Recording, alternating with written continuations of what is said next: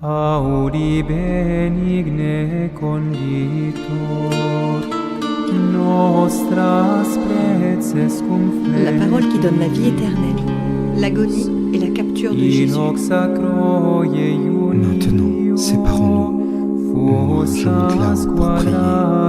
Je veux avec moi Pierre, Jean et Jacques. Vous restez ici. Si vous êtes accablés, appelez et ne craignez rien. On ne touchera pas à un seul cheveu de votre tête. Priez pour moi. Abandonnez toute haine et toute peur. Cela ne durera qu'un instant. Ensuite, votre joie sera complète. Souriez, que j'ai dans le cœur vos sourires. Et encore merci de tous mes amis. Adieu. Que le Seigneur ne vous abandonne pas. Jésus se sépare des apôtres et s'éloigne, tandis que Pierre se fait remettre la torche par Simon. Celui-ci s'en est d'abord servi pour allumer des rameaux résineux qui brûlent en crépitant au bord de l'oliveraie et répandent une odeur de genièvre. Je souffre de voir Jude poser sur Jésus un regard tellement intense et douloureux que ce dernier se retourne et cherche qui l'a regardé. Mais Jude se cache derrière Barthélemy et se mord les lèvres pour se calmer. Jésus fait de la main un geste qui est à la fois bénédiction et signe d'adieu, puis il continue son chemin.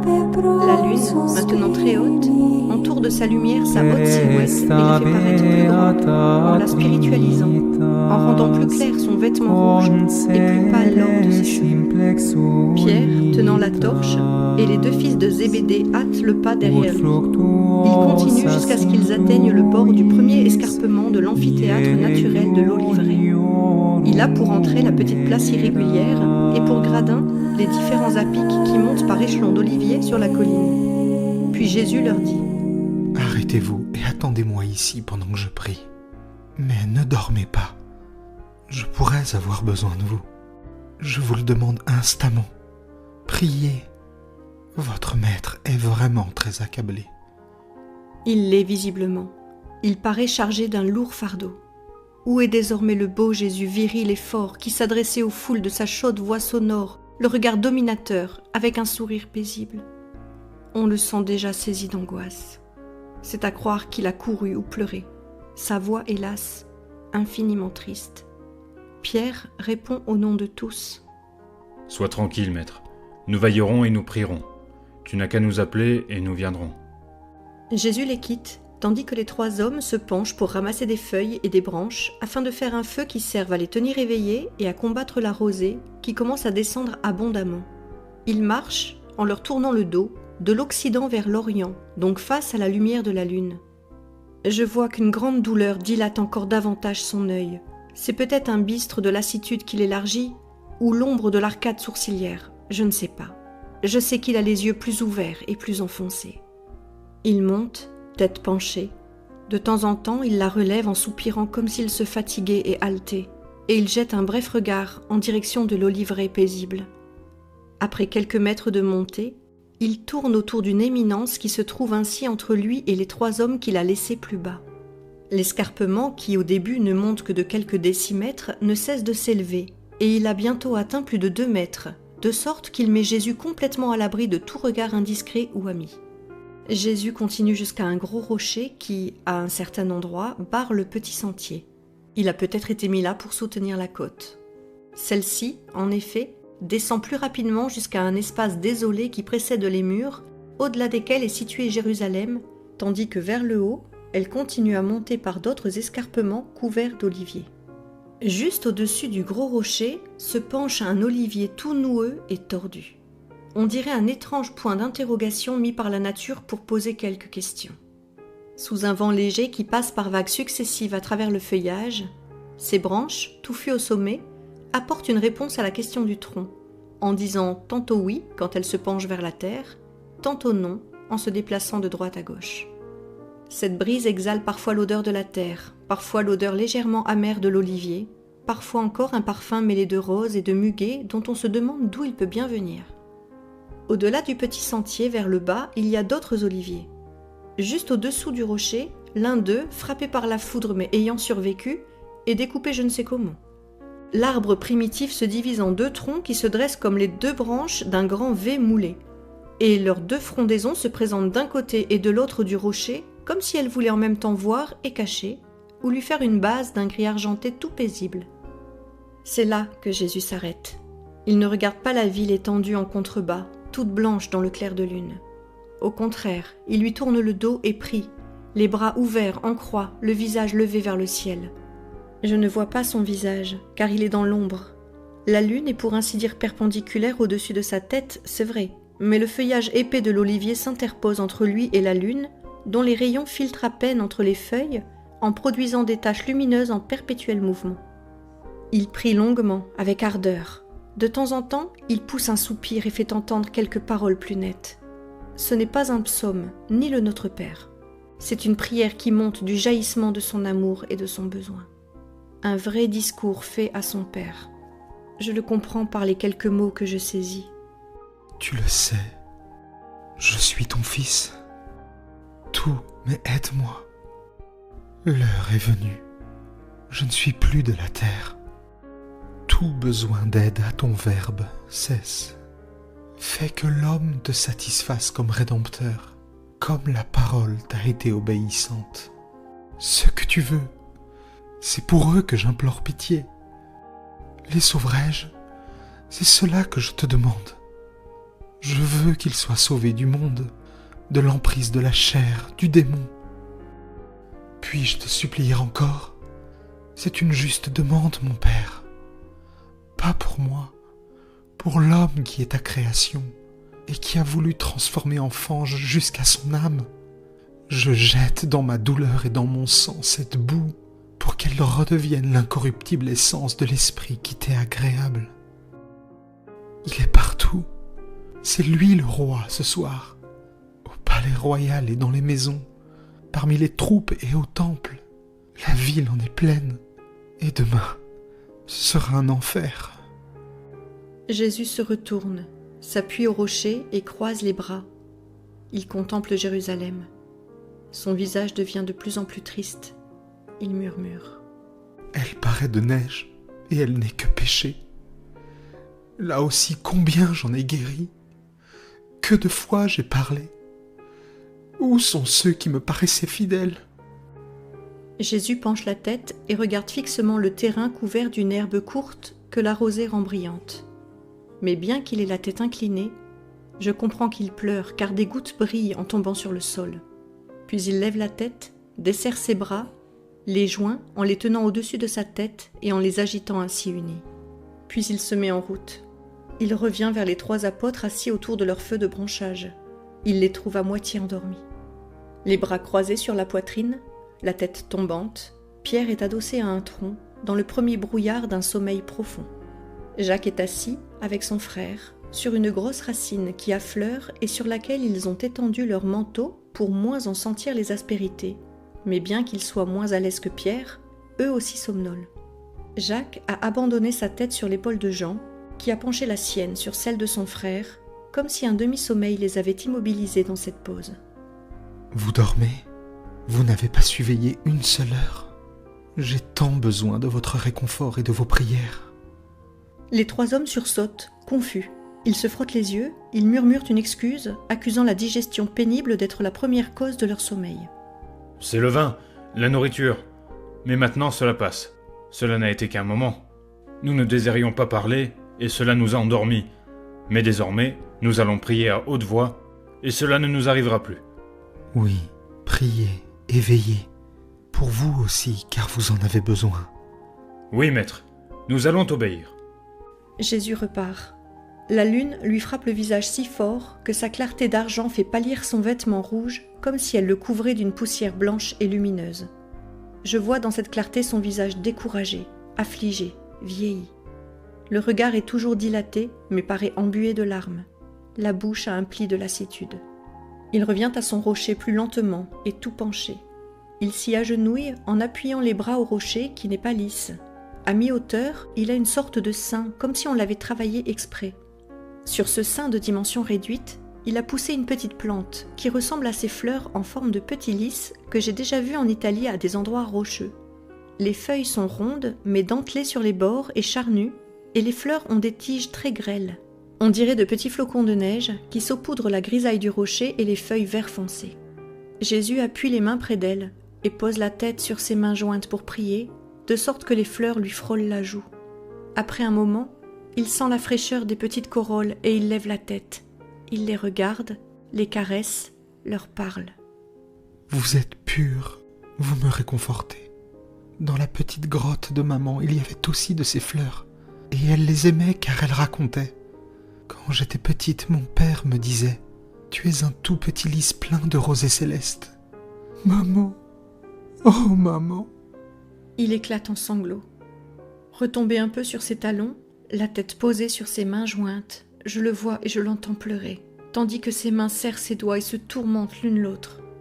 Je l'entends dire À Bethléem aussi, et je t'en ai apporté, maman. Mais celle-ci, qui te les apportera désormais ? Puis il recommence à prier et à méditer. Cette méditation doit être bien triste, ou plutôt angoissée, car pour y échapper, il se lève, marche en avant et en arrière en murmurant des paroles que je ne saisis pas. Lève, puis baisse la tête, fait de grands gestes, se passe les mains sur les yeux, sur les joues, dans les cheveux, avec des mouvements machinaux et agités qui révèlent une grande angoisse. Ce n'est rien de le dire, le décrire est impossible. Le voir, c'est partager son angoisse. Il fait des gestes en direction de Jérusalem, puis il recommence à lever les bras vers le ciel comme pour demander de l'aide. Il enlève son manteau comme s'il avait chaud. Il le regarde, mais que voit-il ? Ses yeux ne regardent pas autre chose que sa torture, et tout sert à cette torture pour l'augmenter, même le manteau tissé par sa mère. Il l'embrasse et dit « Pardon, maman, pardon. » Il semble demander cela à l'étoffe filée et tissée avec amour par la Vierge. Il le remet.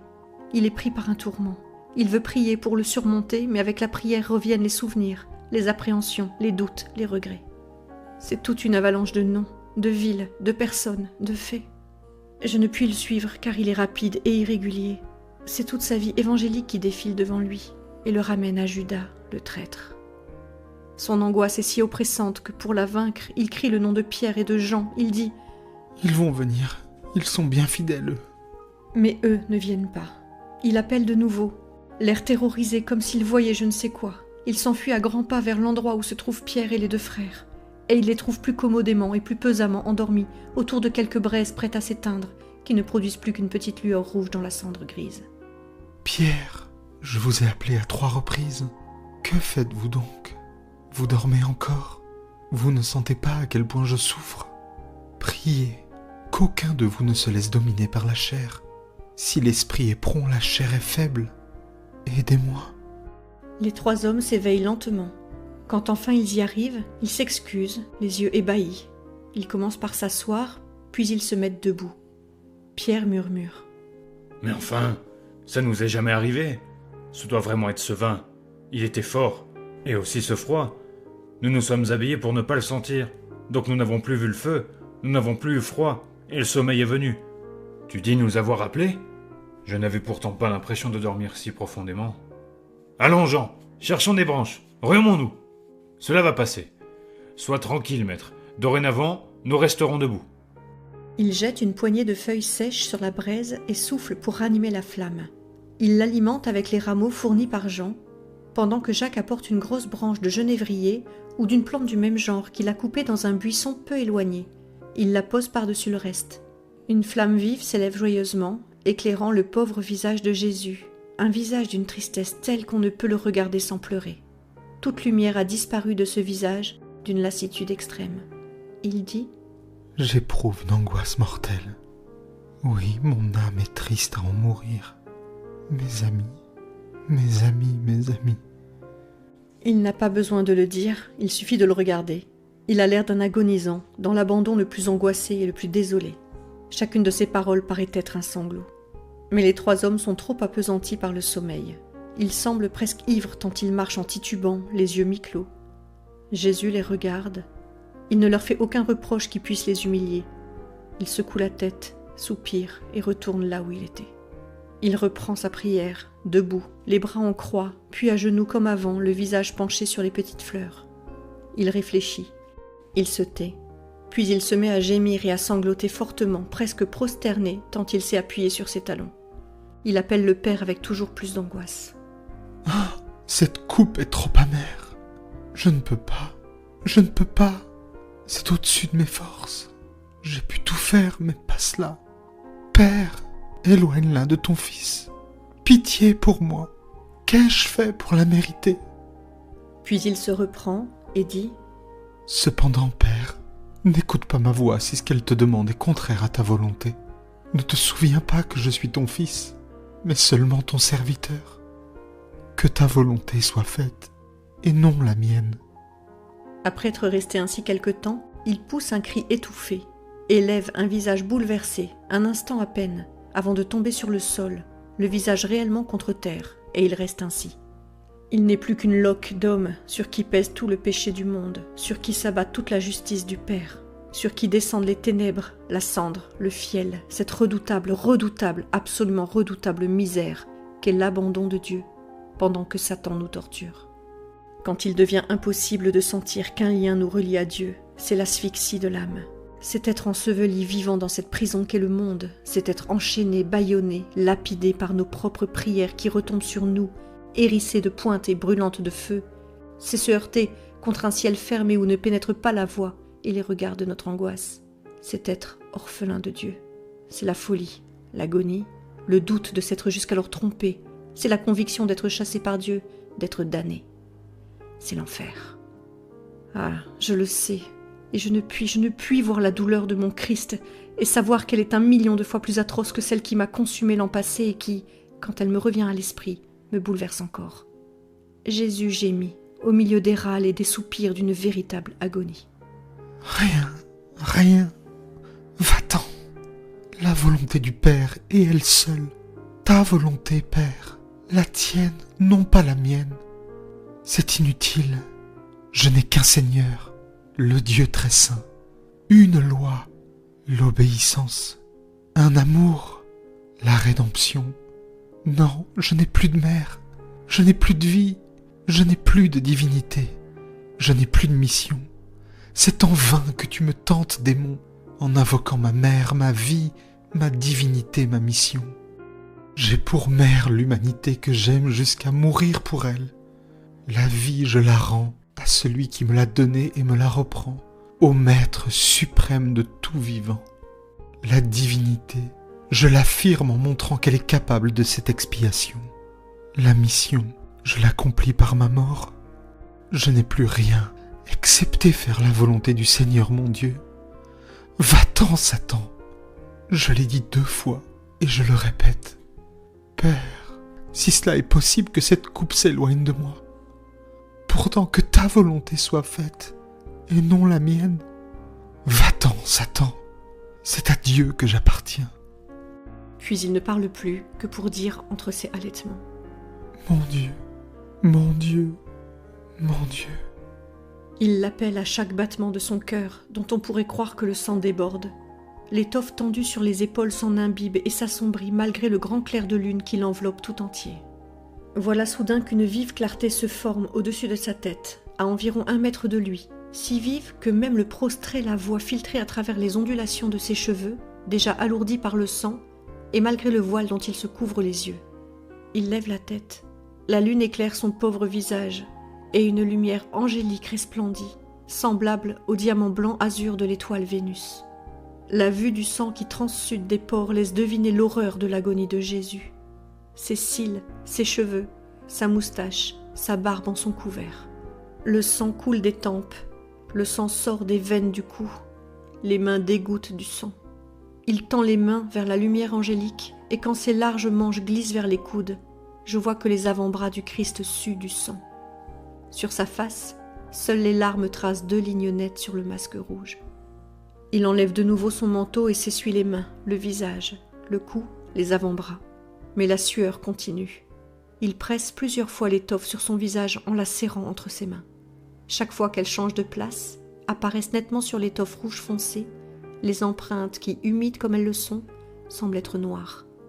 Sur le sol, l'herbe est rougie par le sang. Jésus paraît sur le point de défaillir. Il délace son vêtement au cou comme s'il se sentait étouffé. Il porte la main à son cœur, puis à sa tête, et l'agite devant son visage comme pour s'éventer, la bouche entr'ouverte. Il se traîne vers le rocher, ou plutôt vers le sommet du talus, et il s'y adosse. Il reste les bras pendants le long du corps, comme s'il était déjà mort, la tête retombant sur la poitrine. Il ne bouge plus. La lumière angélique décroît tout doucement, puis elle se trouve comme absorbée dans le clair de lune. Jésus rouvre les yeux. Levant péniblement la tête, il regarde. Il est seul, mais il est moins angoissé. Il tend la main, saisit le manteau qu'il avait abandonné sur l'herbe et se met à s'essuyer le visage, les mains, le cou, la barbe, les cheveux. Il attrape une large feuille, juste au bord du talus, toute couverte de rosée, et s'en frotte le visage et les mains pour achever de se nettoyer, puis il s'essuie de nouveau. Il fait cela plusieurs fois avec d'autres feuilles, jusqu'à ce qu'il ait effacé toute trace de sa terrible sueur. Seul son vêtement est taché, en particulier sur les épaules et aux plis des coudes, au cou et à la ceinture, aux genoux. Il le regarde et hoche la tête. Il regarde aussi le manteau, mais le voyant trop taché, il le plie et le pose sur le rocher, là où il forme un berceau, près des fleurs. Difficilement, à cause de sa faiblesse, il se tourne pour se mettre à genoux. Il prie tête et main contre le manteau. Ensuite, prenant appui sur le rocher, il se lève et, encore un peu titubant, va trouver les disciples. Son visage est très pâle, mais il n'est plus troublé. C'est un visage d'une beauté divine, bien qu'il soit exsangue et plus triste qu'à l'ordinaire. Les trois hommes dorment profondément, bien enveloppés dans leurs manteaux, allongés près du feu éteint. On les entend respirer fortement, comme au début d'un ronflement sonore. Jésus les appelle, mais c'est en vain. Il doit se pencher et secouer Pierre. Pierre demande, abasourdi et effrayé, en s'extrayant de son manteau vert foncé. « Qu'est-ce qu'il y a ? Qui m'arrête ?»« Personne, c'est moi qui t'appelle. »« C'est le matin ?»« Non, la seconde veille en est à sa fin. » Pierre est tout engourdi. Jésus secoue Jean, qui pousse un cri de terreur en voyant pencher sur lui un visage de fantôme, tant il semble de marbre. « Oh, tu me paraissais mort !» Il secoue enfin Jacques. Celui-ci, s'imaginant que c'est son frère qui l'appelle, demande « Ils ont pris le maître ?» Jésus répond « Pas encore, Jacques. Mais levez-vous maintenant et partons. Celui qui me trahit est tout proche. » Les trois hommes, encore étourdis, se mettent debout. Ils regardent autour d'eux. Olivier, Lune, Rossignol, Brise, la Paix, rien d'autre. Cependant, ils suivent Jésus sans parler. Les 8 autres apôtres sont eux aussi plus ou moins endormis auprès du feu éteint. Jésus tonne. « Levez-vous, pendant que Satan arrive. Montrez à celui qui ne dort jamais et à ses fils que les enfants de Dieu ne dorment pas. »« Oui, maître. »« Où est-il, maître ?»« Jésus, moi... »« Mais qu'est-il arrivé ?» Et au milieu des questions et des réponses confuses, ils enfilent leurs manteaux. Ils ont à peine le temps de remettre un peu d'ordre qu'une troupe de sbires commandée par Judas fait irruption sur leur petite place paisible en l'éclairant violemment avec une foule de torches allumées. C'est une horde de bandits déguisés en soldats, des faces de galériens que déforme un sourire démoniaque. Il y a aussi quelques zélateurs du temple. Les apôtres bondissent tous dans un coin, Pierre devant, les autres groupés derrière lui. Jésus reste à sa place. Judas s'avance et soutient le regard de Jésus, redevenu le regard étincelant de ses jours les meilleurs. Loin de baisser la tête, il s'approche avec un sourire de hyène et lui donne un baiser sur la joue droite. « Mon ami, qu'es-tu venu faire ? C'est par un baiser que tu me trahis. » Judas baisse un instant la tête, puis la relève, insensible aux reproches comme à toute invitation au repentir. Jésus a commencé par parler avec la majesté du Maître, mais désormais il prend le ton affligé d'un homme résigné à un malheur. Les sbires s'avancent en criant avec des cordes et des bâtons. Le Christ ne leur suffit pas, ils tentent aussi de s'emparer des apôtres, excepté Judas bien entendu. Jésus demande d'un ton calme et solennel « Qui cherchez-vous ?»« Jésus, le Nazaréen. »« C'est moi !» Sa voix est un tonnerre. Devant le monde assassin et au monde innocent, devant la nature et les étoiles, Jésus se rend ce témoignage ouvert, loyal, plein d'assurance. Je dirais qu'il est heureux de pouvoir se le donner. Il n'aurait pas fait mieux s'il avait lancé la foudre. Tous tombent par terre comme une gerbe d'épis fauchés. Ne reste debout que Judas, Jésus et les apôtres qui reprennent courage au spectacle des soldats abattus, si bien qu'ils s'approchent de Jésus en menaçant si explicitement Judas que celui-ci fait un bond juste à temps pour éviter un coup de maître de l'épée de Simon. Poursuivi en vain à coups de pierres et de bâtons lancés par les apôtres qui ne sont pas armés d'épées, il s'enfuit au-delà du cédron et disparaît dans l'obscurité d'une ruelle. Levez-vous. Qui cherchez-vous? Je vous le redemande. Jésus le Nazaréen. Jésus dit avec douceur, oui, avec douceur. Je vous l'ai dit, c'est moi. Laissez donc libres ces hommes. Moi je viens, déposer épée et bâton. Je ne suis pas un brigand. J'étais toujours au milieu de vous. Pourquoi ne m'avez-vous pas capturé alors? Mais c'est votre heure et celle de Satan. Mais pendant qu'il parle, Pierre s'approche de l'homme qui déjà tend les cordes pour attacher Jésus, et il donne un coup d'épée maladroit. S'il s'était servi de la pointe, il l'aurait égorgé comme un mouton. Mais il ne fait que lui décoller l'oreille, qui reste pendante et laisse couler beaucoup de sang. L'homme crie qu'il est mort. Le désordre s'installe entre ceux qui veulent avancer et ceux qui ont peur à la vue des épées et des poignards qui brillent. Déposez ces armes, je vous l'ordonne. Si je voulais, j'aurais les anges du Père pour me défendre. Quant à toi, sois guéri, dans ton âme si tu peux, pour commencer. Et avant de tendre les mains aux cordes, il touche l'oreille et la guérit. Les apôtres poussent toutes sortes de cris. Oui, je regrette de le dire, mais c'est ainsi. L'un crie une chose, l'autre tout l'inverse. L'un hurle « Tu nous as trahis !» le deuxième, Mais il est fou! et un troisième. Mais qui peut encore te croire? Et ceux qui ne crient pas s'enfuient. En fin de compte, Jésus reste seul. Seul avec les sbires, et le chemin commence.